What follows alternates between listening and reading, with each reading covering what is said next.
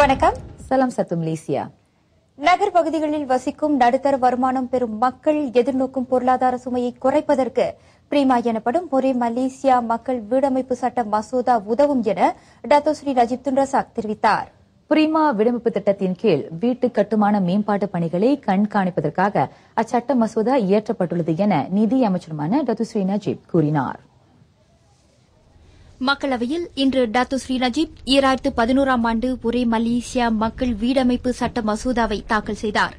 நகர்ப்பகுதியில் பொருளாதார நெருக்கடியை எதிர்நோக்குபவர்களின் எண்ணிக்கை அதிகரித்து வருவதால் அவர்கள் எதிர்நோக்கும் பிரச்சினைக்கு தீர்வு காண அரசாங்கத்தின் உடனடி தலையீடு அவசியம் என அவர் கூறினார். Salah satu keperluan asas masyarakat iaitu memiliki sebuah rumah yang bukan sahaja bagi golongan berpendapatan rendah dan sederhana rendah tetapi juga bagi golongan berpendapatan sederhana yang rata-rata tidak mampu memiliki rumah di pasaran bebas di bandar, malah pula tidak layak untuk memohon rumah kos rendah dan mesra rakyat yang ditawarkan.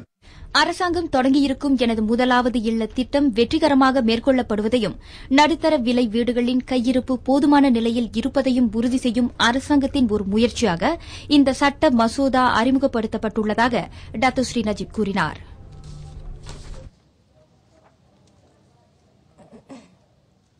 UNESCO மற்றும் உலக வங்கி மேற்கொண்ட ஆய்வில் நாட்டில் கல்வித்தரம் மிதமான அளவில் உள்ளதுடன் அனைத்துலக நிலையில் அதன் சராசரி விகிதம் உயர்ந்துள்ளது. 45 நாடுகளின் கல்வித்தரம் ஆய்வு செய்யப்பட்டதில் அவ்விவகாரம் தெரியவந்ததாக கல்வி துணை அமைச்சர் டாக்டர் வி காசியோங் தெரிவித்தார். இருப்பினும் தமது அமைச்சர் நாட்டின் கல்வித்தரத்தை மேம்படுத்த தொடர்ந்து ஆக்ககரமான நடவடிக்கைகளை மேற்கொண்டு வருவதாக அவர் கூறினார். தற்போது சிங்கப்பூர், ஹாங்காங், கொரியா ஆகிய நாடுகளின் கல்வித்தரம் மிக உயர்ந்த நிலையில் உள்ளதை துணை அமைச்சர் சுட்டிக்காட்டினார்.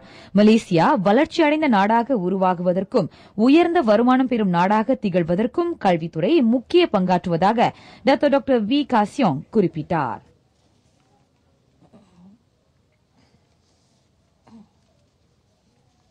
நாட்டில் 18,17,871 அந்நிய தொழிலாளர்கள் தற்காலிக வேலை அனுமதியை பயன்படுத்தி பணிபுரிவதாக மக்களவையில் புள்ளி விவரம் வெளியிடப்பட்டது.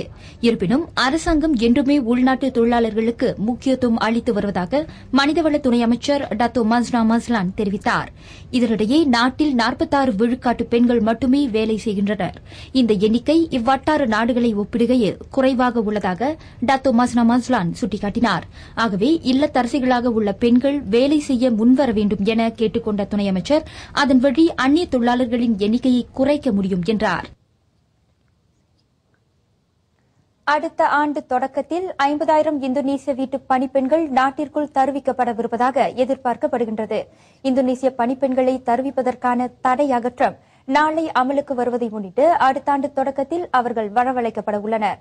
பணிப்பெண்களுக்கான தேவை அதிகமாக இருப்பதே அந்த உயர்ந்த எண்ணிக்கைக்கான காரணம் என மனிதவள அமைச்சர் டத்தோஸ்ரீ டாக்டர் எஸ் சுப்பிரமணியம் தெரிவித்தார். இந்தோனேசிய பணிப்பெண்களை வேலைக்கு அமர்த்தும்படி யாரும் வற்புறுத்தவில்லை. மக்களுக்கு பணிப்பெண்கள் தேவைப்படும் பட்சத்தில் அவர்கள் தெரிவிக்கப்படுவதாக அமைச்சர் சொன்னார். ஸ்லாங்கூர் ஷா ஆலாமில் அதிக வருமானம் பெறும் நாடாக மலேசியாவை உருவாக்குவதில் தொழிற்சங்கங்களின் பங்கு எனும் கருத்தரங்கை தொடக்கி வைத்த பின்னர் அமைச்சர் செய்தியாளர்களிடம் பேசினார். முதலாளிமார்களும் தொழிலாளர்களும் சுமூகமான உறவை கொண்டிருப்பதை உறுதி செய்வதன் வாயிலாக நாட்டின் உற்பத்தி ஆற்றலை பெருக்க முடியும் என டத்தோஸ்ரீ டாக்டர் எஸ் சுப்பிரமணியம் கூறினார். தொழிற்சங்கத்துடைய தலைமைத்துவம் அரசாங்க கொள்கைகளை நன்கு புரிந்து கொண்டு அரசாங்கத்தில் இருக்கக்கூடிய சட்டங்களை புரிந்து கொண்டு அதற்கு ஏற்ப அவர்கள் நடந்து தொழிலாளிகளின் உற்பத்தி தரனை ஏற்றி நாட்டின் கொள்கையை அடைவதற்காக செயல்படக்கூடிய நிலையை உருவாக்குவதற்காக நிச்சயம் இத்தகைய பட்டறைகள் பேர் உதவியாக இருக்கும். இக்கருத்தரங்கில் மனிதவள அமைச்சின் உயர் அதிகாரிகள், தொழிற்சங்கங்களின் தலைவர்கள், உறுப்பினர்கள் ஆகியோர் கலந்து கொண்டனர். தொழிலாளர்களின் நலன் கருதி அரசாங்கம் மேற்கொள்ளும் திட்டங்களுக்கு தொழிற்சங்கங்கள் முழுமையான ஆதரவை வழங்க வேண்டும் எனவும் அவை அத்திட்டங்கள் குறித்து தொழிலாளர்களுக்கு எடுத்துரைக்க வேண்டும் எனவும் இக்கருத்தரங்கில் வலியுறுத்தப்பட்டது. பொதுத் தேர்தலில் வெற்றி பெறக்கூடிய ஆற்றல் கொண்ட வேட்பாளராக கருதப்படுபவர்கள் இளைஞர்களின் சிந்தனை மாற்றத்தை புரிந்து அதற்கேற்றவாறு செயல்பட வேண்டும். ஏனெனில் 40 விழுக்காட்டு வாக்காளர்கள் இளைஞர்கள் என அம்னோ இளைஞர் பிரிவு தலைவர் கைரி ஜமலுடீன் கூறினார். இளைஞர்களின் விவேகமிக்க சிந்தனை சமுதாயத்தில் பெரும் மாற்றத்தை ஏற்படுத்தக்கூடிய வல்லமையை பெற்றுள்ளது. அதனால் இளைஞர்களின் வாக்கு மிக முக்கியம் என கைரி ஜமலுடன் குறிப்பிட்டார். அதேவேளையில் அம்னோ வேட்பாளர்களை தேர்வு செய்வதில் தனிப்பட்ட விருப்பத்திற்கும் அனுதாபத்திற்கும் இடம் கொடுக்கப்படாது என்றார் அவர். வேட்பாளராக நிறுத்தப்படாத சில குறிப்பிட்ட தரப்பினர் கட்சியின் பெயருக்கு களங்கம் ஏற்படுத்தும் நடவடிக்கையில் ஈடுபடுவது குறித்தும் கைரி பேராளர்கள் முன்னிலையில் வருத்தத்தை வெளிப்படுத்தினார். அம்னோ இளைஞர் பிரிவு மாநாட்டில் அவர் கொள்கை உரையாற்றினார்.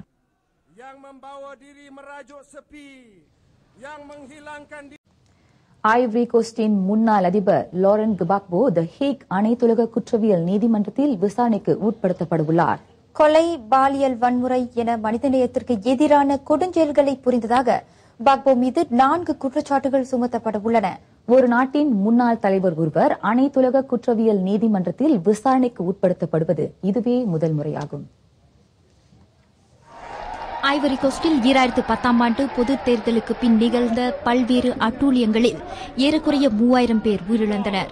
அதற்கு 66 வயது பாக்போ காரணமாக இருந்தார் என குற்றம் சாட்டப்பட்டுள்ளது. அந்நாட்டின் தற்போதைய ஆட்சியாளர் சில வாரங்களாக பாக்போ அனைத்துலக குற்றவியல் நீதிமன்றத்தில் நிறுத்தப்பட வேண்டும் என வலியுறுத்தி வந்தார். முன்னாள் பிரான்ஸ் காலனித்துவ நாடான அந்நாட்டில் இன்னும் 2 வாரங்களுக்கும் குறைவான காலகட்டத்தில் தேர்தல் நடைபெறவிருக்கும் வேளையில் பாக்போ தி ஹேக்கிற்கு கொண்டு செல்லப்பட்டுள்ளார். இவ்வாண்டு ஏப்ரல் 11ஆம் தேதி அபிஜானில் கைதான பாக்போ கடந்த சில மாதங்களாக அந்நாட்டின் மேற்கு பகுதியில் உள்ள கோஹோகோவில் தடுத்து வைக்கப்பட்டிருந்தார். பொதுத் தேர்தலுக்கு பின் அதிகாரத்தை ஒப்படைக்க மறுத்ததை அடுத்து நடந்த அட்டூழியங்களுக்காக பாக்போ தனது சொந்த நாட்டிலேயே குற்றச்சாட்டுகளை எதிர்நோக்கியுள்ளார். இவ்வேளையில் அனைத்துலக நீதிமன்றமும் அவர் மீது விசாரணையை தொடங்கியுள்ளது. 2002ஆம் ஆண்டு தோற்றுவிக்கப்பட்டு அனைத்துலக குற்றவியல் நீதிமன்றத்தால் விசாரிக்கப்படும் 7வது ஆப்பிரிக்க நாடாக ஐவரி கோஸ்ட் திகழ்கிறது. கென்யா, லிபியா, சூடான், கொங்கோ குடியரசு, உகண்டா முதலியவை அனைத்துலக குற்றவியல் நீதிமன்றத்தில் விசாரணைக்கு உட்படுத்தப்பட்ட நாடுகளாகும்.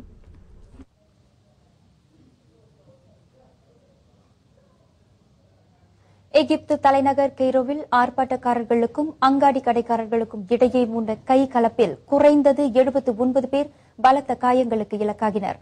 கடந்த 2 வாரங்களாக தாரீர் சதுக்கத்தை முற்றுகையிட்டிருக்கும் ஆர்ப்பாட்டக்காரர்களால் வாணிபம் பெரிதும் பாதிக்கப்பட்டதை தொடர்ந்து சினமடைந்த வியாபாரிகள் கைகலப்பில் ஈடுபட்டனர்.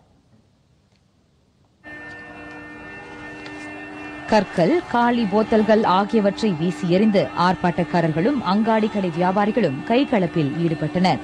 எகிப்தில் 30 ஆண்டுகால சர்வதிகார ஆட்சி முடிவுக்கு வந்ததை தொடர்ந்து நேற்று முன்தினம் முதற்கட்ட தேர்தல் தொடங்கியது. 2 நாட்களுக்கு அமைதியான முறையில் நடைபெற்ற வாக்களிப்பு நேற்று முடிவுக்கு வந்த சில மணி நேரத்தில் இருதரப்புக்கும் இடையே கடுமையான மோதல் ஏற்பட்டதாக சம்பவத்தை நேரில் கண்டவர்கள் தெரிவித்தனர். பலத்த காயங்களுக்கு இலக்கான 27 பேர் இன்னும் மருத்துவமனையில் சிகிச்சை பெற்று வருவதாக சுகாதார அமைச்சின் பேச்சாளர் தெரிவித்தார்.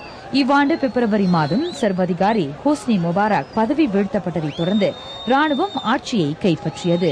எனினும் மக்களாட்சிக்கு எதிராக செயல்பட்டு வருவதால் ராணுவ ஆட்சியாளர்கள் உடனடியாக பதவி துறக்க வேண்டும் என கோரி ஆர்ப்பாட்டக்காரர்கள் கடந்த 2 வாரங்களாக தாஹிர் சதுக்கத்தில் மீண்டும் ஆர்ப்பாட்டத்தில் ஈடுபட்டு வருகின்றனர்.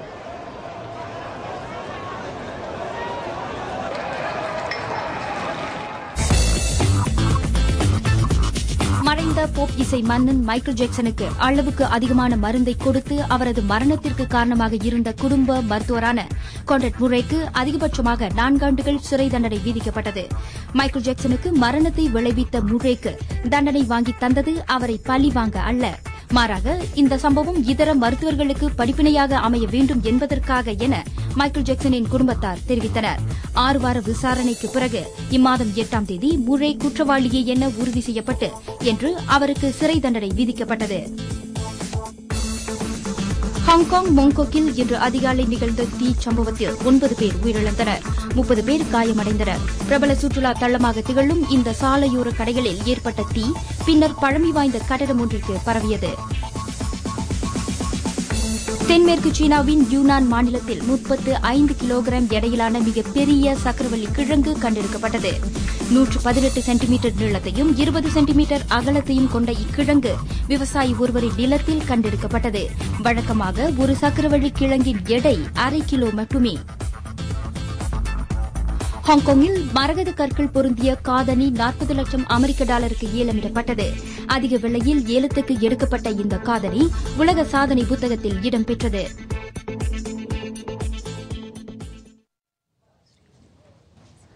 தகவல் ஊடகங்கள் வெள்ளம் குறித்த தகவல்களை மக்களுக்கு உடனுக்குடன் வழங்க வேண்டும் என தகவல் தொடர்பு பண்பாட்டு அமைச்சர் Dato' Sri Utama doctor Rais Yatim கேட்டுக் கொண்டுள்ளார். வானொலி, தொலைக்காட்சிகளின் வாயிலாக வழங்கப்படும் தகவல்கள் மக்கள் முன்னெச்சரிக்கையுடன் செயல்பட பேருதவியாக இருக்கும் என அமைச்சர் சொன்னார். மக்களிடையே குழப்பத்தை ஏற்படுத்தாத வகையில் வெள்ள நிலவரம் தொகுத்து வழங்கப்பட வேண்டும் என அமைச்சர் அறிவுறுத்தினார். தலைநகரில் ஊடகங்களுக்கான வெள்ள முன்னெச்சரிக்கை நடவடிக்கை மீதான விளக்கமளிப்பு கூட்டத்துக்கு தலைமையேற்று Dato' Sri Utama doctor Rais Yatim நிருபர்களிடம் பேசினார். நாடளாவிய நிலையில் ஏற்படும் வெள்ளம் குறித்த தகவல்களை மக்கள் http:/portalbanjir.nkn.gov.my அகப்பக்கத்தில் மக்கள் தெரிந்து கொள்ளலாம். தேசிய பாதுகாப்பு மன்றம் மக்களுக்காக இந்த அகப்பக்கத்தை தொடக்கியுள்ளது. அரசாங்கம் அறிவித்திருக்கும் 500 ரிங்கிட் உதவி நிதியை பெறுவதற்கான விண்ணப்ப பாரங்கள் வரும் டிசம்பர் 10ஆம் தேதியில் இருந்து 1 மாதத்திற்கு விநியோகிக்கப்படும். அந்த உதவித்தொகை தகுதி பெற்ற குடும்பங்களுக்கு அடுத்த ஆண்டு ஜனவரி மாதத்தில் வழங்கப்படும் என 2வது நிதி அமைச்சர் டத்தோஸ்ரீ அஹ்மத் ஹுஸ்னி ஹன்னாட்ஸ்லா தெரிவித்தார். டிசம்பர் 10ஆம் தேதி முதல் உள்நாட்டு வருமான வரி வாரியம் இலவசமாக அந்த பாரங்களை விநியோகிக்கும். அப்பாரங்களை பொதுமக்கள் கூட்டரசு மேம்பாட்டுத்துறை, உள்நாட்டு வருமான வரி வாரியத்தின் கிளை அலுவலகங்கள், அதன் சேவை மையங்கள், அரசாங்க நிறுவனங்கள் ஆகியவற்றில் பெற்றுக் கொள்ளலாம். பூர்த்தி செய்யப்பட்ட பாரங்கள் அடையாள அட்டை நகலுடன் இணைத்து சம்பந்தப்பட்ட நிறுவனங்களுக்கு அனுப்புமாறு பொதுமக்கள் கேட்டுக் கொள்ளப்படுகின்றனர். சுமார் 52 லட்சம் பேர் அல்லது 79.5 விழுக்காட்டினர் இந்நிதியின் மூலம் பயனடைவார்கள் என டத்தோஸ்ரீ அஹ்மத் ஹுஸ்னி தெரிவித்தார். 3000 ரிங்கிட்டுக்கும் குறைவான மாத வருமானத்தை பெறும் குடும்பங்களின் நிதிச் சுமையை குறைப்பதற்காக 2012ஆம் ஆண்டுக்கான வரவு செலவு திட்டத்தில் 260 கோடி ரிங்கிட் சிறப்பு நிதி ஒதுக்கப்பட்டுள்ளது. ஸ்லாங்கூர் கிள்ளானில் இன்று காலை போலீசார் மேற்கொண்ட துப்பாக்கி சூட்டு தாக்குதலில் கொள்ளையன் ஒருவன் பலத்த காயத்திற்கு இலக்கானான். போலீஸ் வாகனத்தை மோதிய பின்னர் அவன் அவர்களை நோக்கி சுட்டதைத் தொடர்ந்து பதில் தாக்குதல் நடத்தப்பட்டது. 23 வயது மதிக்கத்தக்க வாடவன் பூக்கி இப்ராஜாவில் உள்ள கை தொலைபேசி கடையை கொள்ளையிட்ட பின்னர் ஜலான் கப்பாயாங் வழியாக தப்பிச் செல்ல முயன்றபோது போலீசார் அவனை வழிமறிக்க முயன்றனர். எனினும் காரை நிறுத்தாமல் போலீஸ் வாகனத்தை மோத முயன்ற அவன் பின்னர் சாலை சந்திப்பில் நிறுத்தி வைக்கப்பட்டிருந்த இதர 3 கார்களை மோதியதாக கில்லான் மாவட்ட போலீஸ் தலைவர் சூப்பரிண்டென்டன்ட் முகமது ஷுகோ சுலோங் தெரிவித்தார். அதனைத் தொடர்ந்து அவன் ஓட்டி வந்த டொயோட்டா வியோஸ் ரக காரை நோக்கி போலீசார் சுட்டதில் காரின் சக்கரம் பழுதடைந்து அருகிலுள்ள பாதுகாப்பு கம்பத்தில் மோதி விழுந்தது.